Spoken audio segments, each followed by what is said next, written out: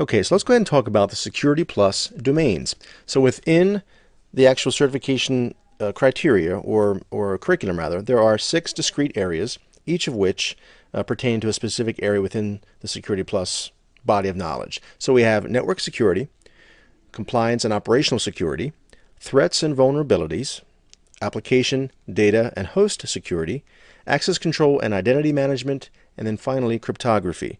So let's go ahead and take a look at a little bit of an overview of what each of these contain. And of course, throughout the rest of these videos, we'll dig into each of these sections in much more detail. So to start off, Domain 1, or 1.0, is network security, and it deals with some of the physical aspects such as firewalls, routers, and switches, the various protocols that traverse these pieces of equipment, protocols and protocol analyzers, ACLs, or access control lists, VLAN management, or virtual local area network. Again, I don't expect you to understand what really any of these terms are yet if you don't have a lot of experience with them. But believe me, by the end of the course, each of these will make sense. And as we go through and introduce a new term or a new acronym, I'll be sure to take a moment, pause, and define what that is. So at this point, I'm just giving you a bit of an overview. Domain 2.0 deals with compliance and operational security, such things as control types, risk calculation, SLAs or service level agreements, change management, incident management, things along those lines. Domain 3.0 deals with threats and vulnerabilities, dealing with malware, viruses, personally identifiable information or PII. You may have heard the terms PII or PCI.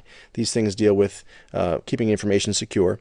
Attack types such as DDoS or distributed denial of service attacks, social engineering, which you mentioned just a moment ago, phishing attacks, spear phishing, so on and so forth.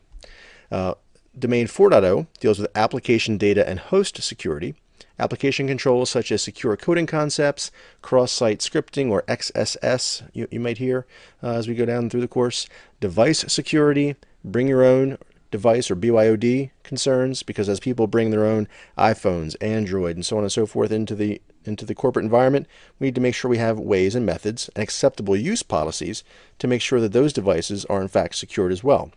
Because as we know, if somebody has their own phone, we can, some technologies allow us to segment that off and basically carve out a piece of that phone or that mobile device for corporate use and still allow the person to maintain some control over their personal information.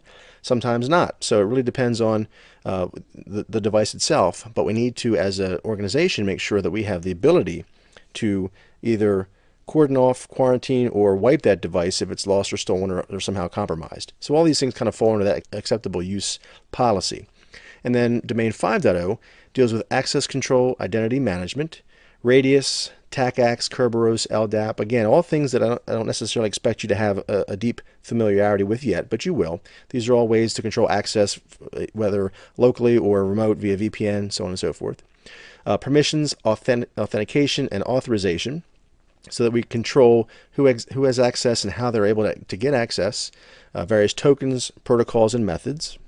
And then cryptography, that's Domain 6.0. And that deals with such things as public key, private key, symmetric versus asymmetric encryption, LAN, WAN, and wireless considerations. All right, how are we going to encrypt that traffic, whether it's via VPN or some other methodology that allows people to access our information securely while at a remote location, or even if they're within our own organization internally, maybe firewalling between different areas. All right, and then steganography, which is a method of implanting data inside of an image. It's basically kind of like the old Trojan horse, where the people would go up inside that big giant wooden Trojan horse and would hide there. Same thing with in the digital realm, we're able to place information inside of a graphic image, encode it, encrypt it, send that image off. Somebody on the other side who has a steganography program as well and knows the password can take that image, extract the information out of it. So it's very sneaky, quite frankly. It's hard to detect unless you are extremely diligent and know what you're looking for. And again, this all falls back to acceptable use policies, what's allowed, what's not allowed on the organization and on the corporate network. So we'll go through all of these things throughout the entire series. However, in this course, we're covering Domain 1, which is network security.